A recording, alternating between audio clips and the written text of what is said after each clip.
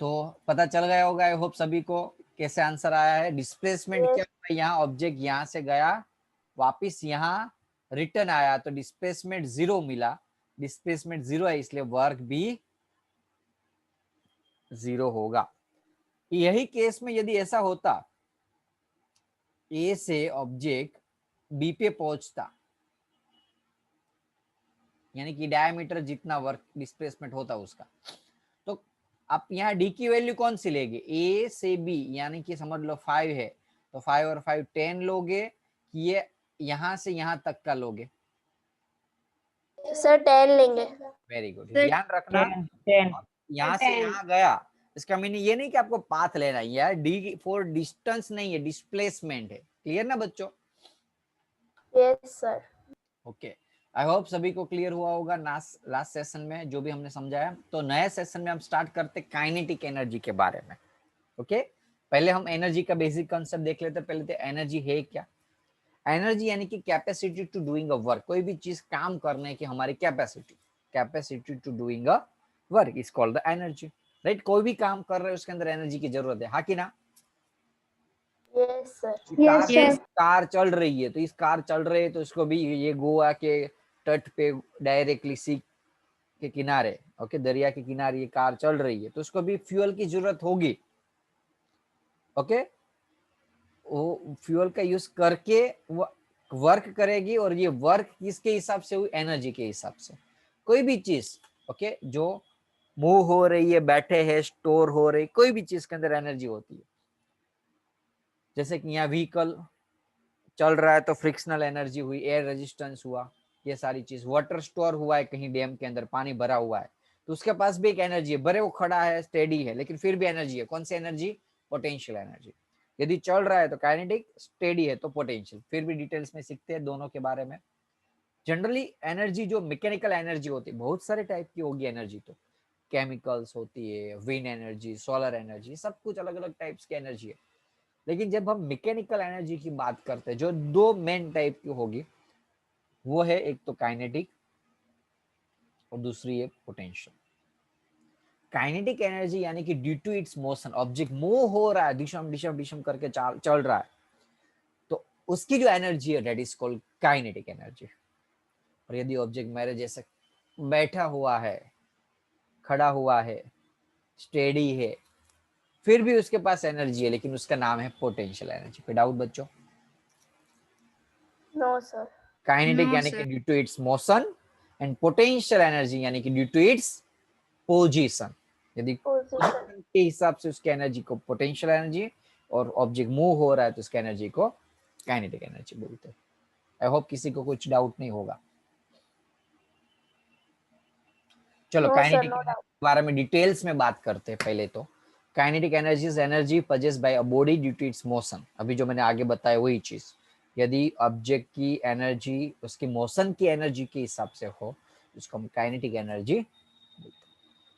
It is measured by the amount of work that body can do against an opposite force acting on it before coming to rest। वैसे ये statement 11 के हिसाब से है, आप इसको छोड़ दो, अदरवाइज कंफ्यूज हो गए। ओके, ऑब्जेक्ट को लाइक एग्जांपल 4, आपको एक बार किसी ने आपकी साइकिल को धक्का लगा दिया।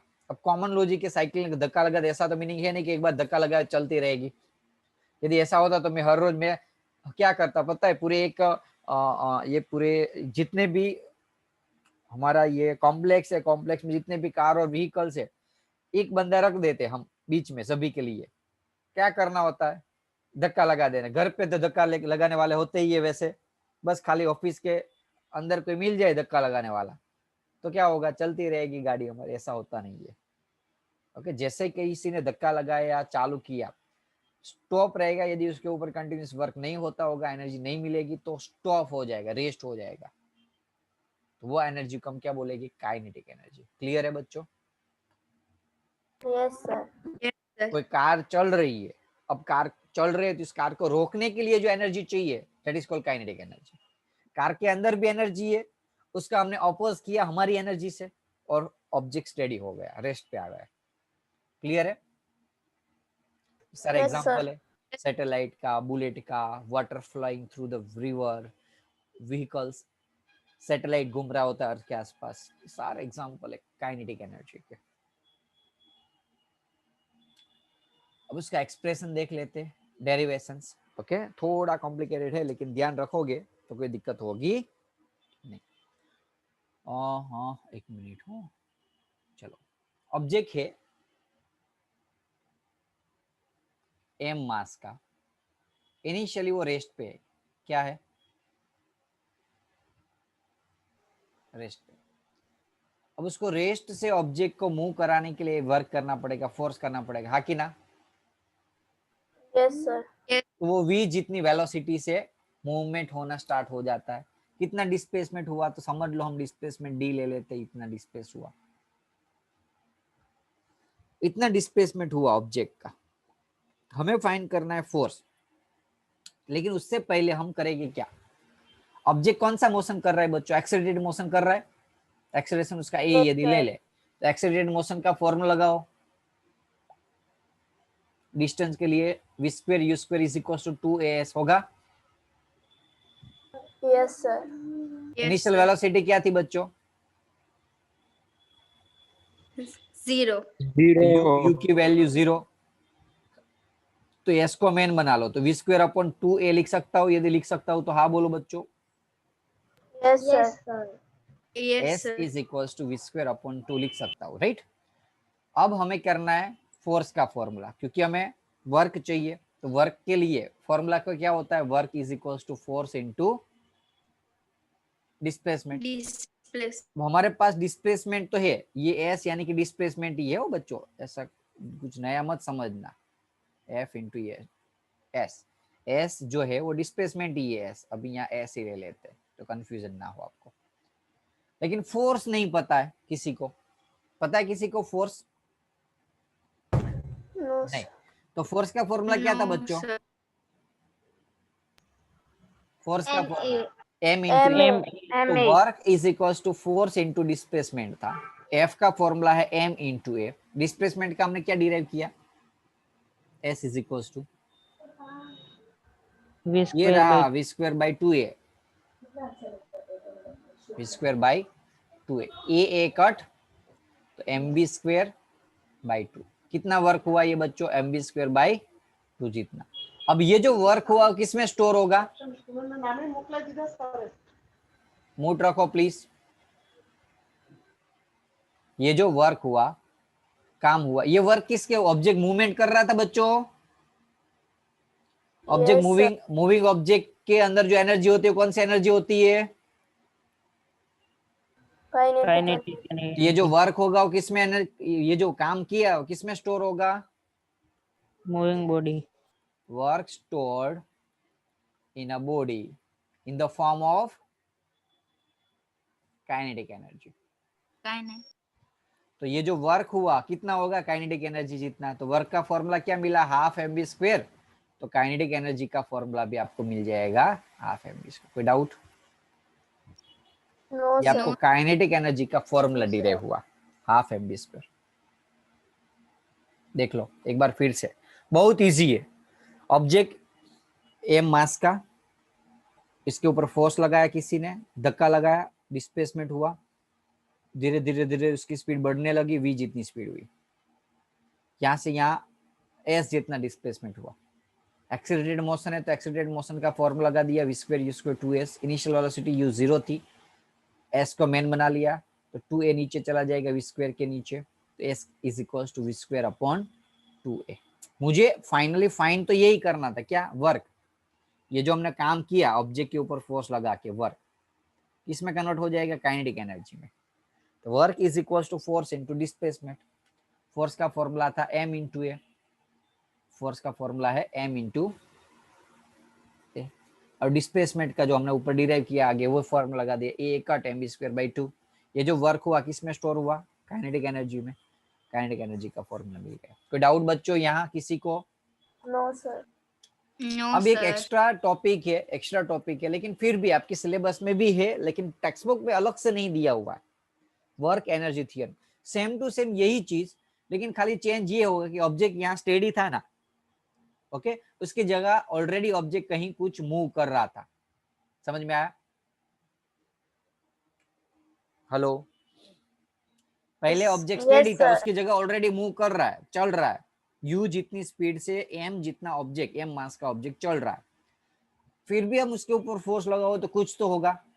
फोर्स लगाया हमने उसके ऊपर, यहाँ लिखा है when some force F acting then the uniform acceleration A, acceleration होगा उसका।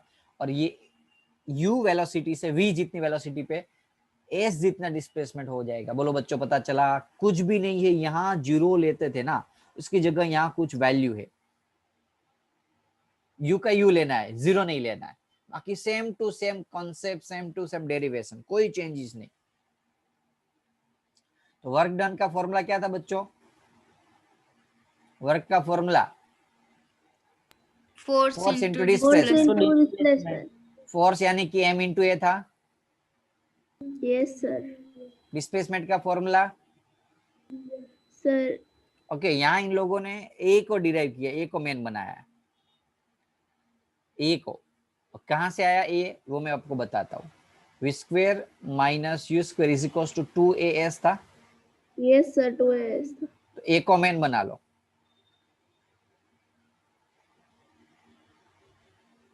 2s, पता चला? आप चाहो तो एस को भी बना सकते हो, ए को भी बना सकते हो, आंसर मैच हो जाएगा आपका दोनों। क्लियर है? Yes, sir.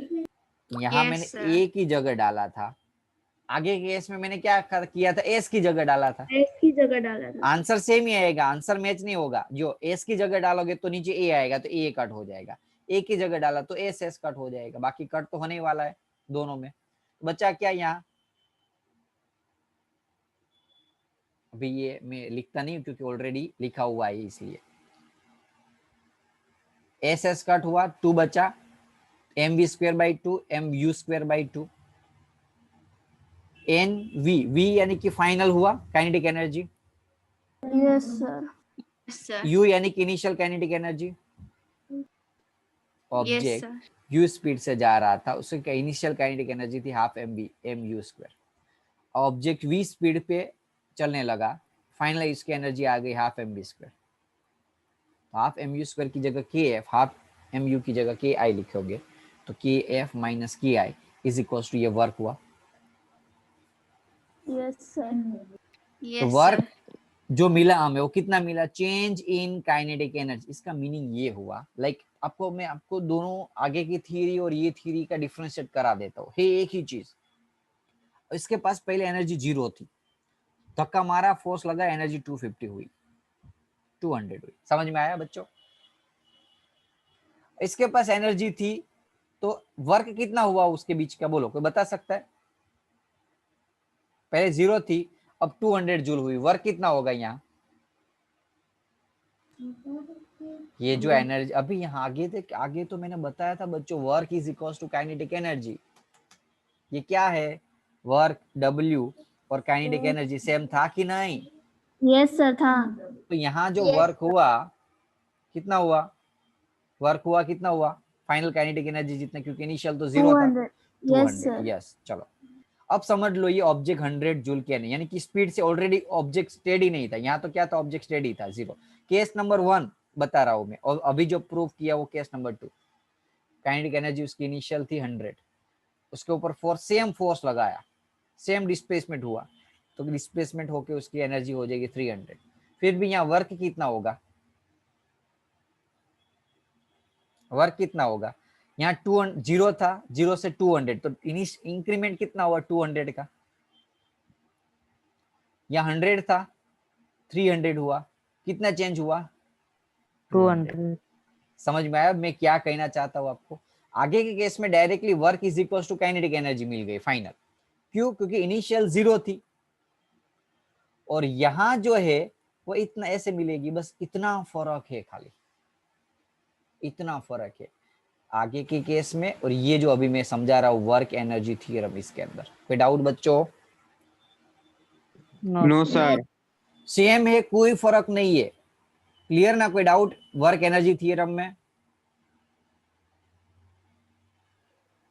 Work energy theorem में अब उसका स्टेटमेंट में एक बार बता देता हूँ कि work done on by the net force is equal to change in kinetic energy. Work कितना होगा? Change in kinetic energy. Change यानी कि फाइनल माइनस इनिशियल, बस ये हुआ work done, work energy theorem.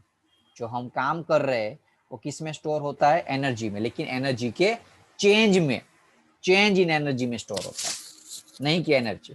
क्योंकि यदि उसके पास ऑलरेडी 100 जूल होती है तो 300 जूल यदि हुई तो इसका मीनिंग ये नहीं कि हमने 300 जूल काम किया, हमने कितना किया? 300 माइनस 100, 200 जूल। अब समझ में आया? यदि उसके पास इनिशियल एनर्जी 0 थी और यदि 200 हुई तो वर्क कितना हुआ? 200।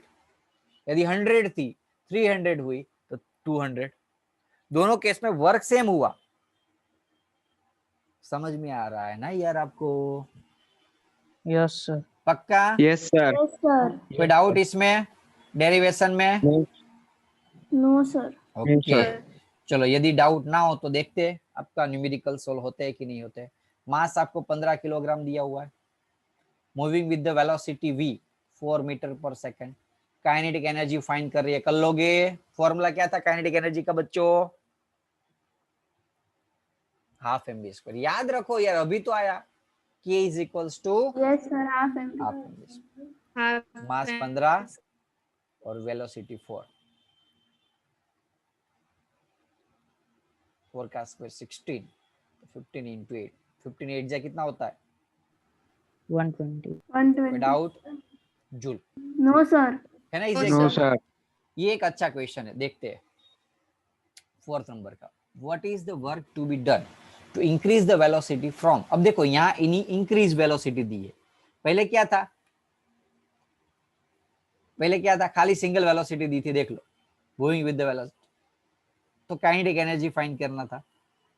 अब यहाँ क्या है? वर्क फाइंड करना है। समझ में आ रहा है कि नहीं? सेकंड वाला केस, सेकंड केस u से v गया तो इनिशियल वेलोसिटी कितनी है? 30 किलोमीटर पर आवर। मीटर पर आवर को कन्वर्ट करना आता है बच्चों? हेलो, 5/18। वेरी गुड, याद रखना 5/18, तो 150/18 आता है आंसर। कटिंग तो नहीं कुछ हो रहा है, ऐसे रखते अभी करना है कटिंग। 18 के टेबल में 150 तो नहीं आया होगा शायद, नहीं आता है। इसका आधा 9, इसका 75, कुछ पॉइंट में आंसर आ रहा है, भी टेम्पररी रखो ऐसा। v 60 किलोमीटर पर आवर, 5/18 होता है कटिंग कुछ?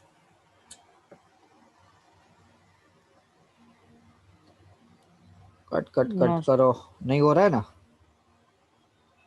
नहीं हो रहा है तो 9 नहीं, 6 3 जा और 6 10 जा, 50/3। चलो वेलोसिटी मिल गई। मास आपको दिया हुआ है 1500 kg।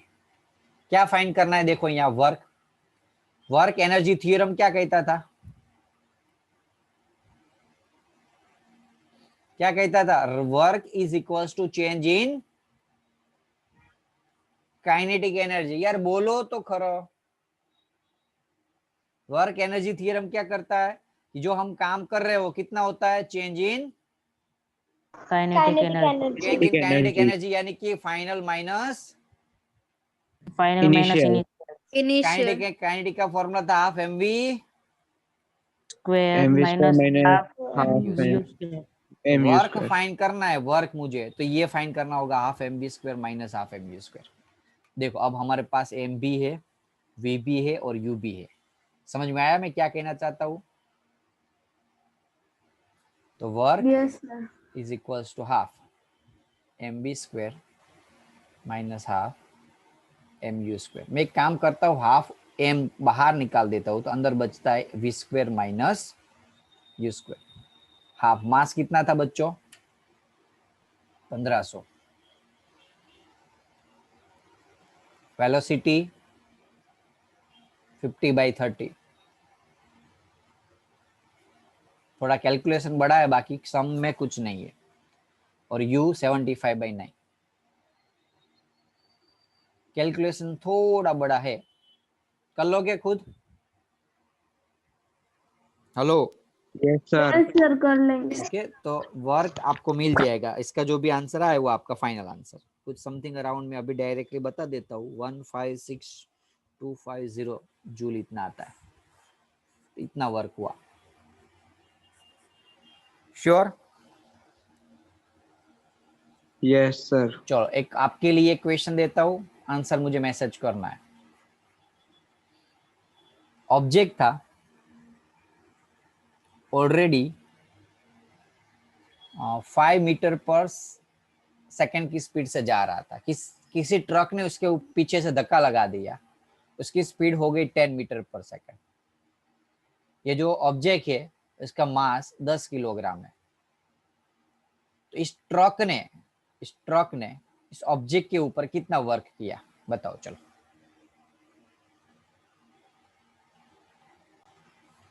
तो काइनेटिक एनर्जी थ्योरम लगाओगे तो kF minus KI initial final half mv square half m, half mass है 5 किलोग्राम, इन final velocity 10, initial velocity 5, 100 minus 25।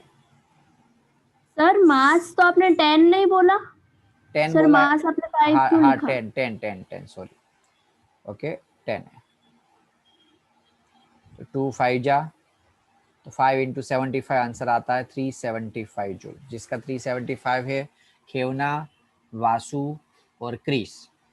Okay इसके आंसर राइट है, बाकी के ऑलमोस्ट रॉन्ग हुए हैं। तो एक बार फिर से रिपीट करके कुछ गड़बड़ हुई हो तो चेक कर लें।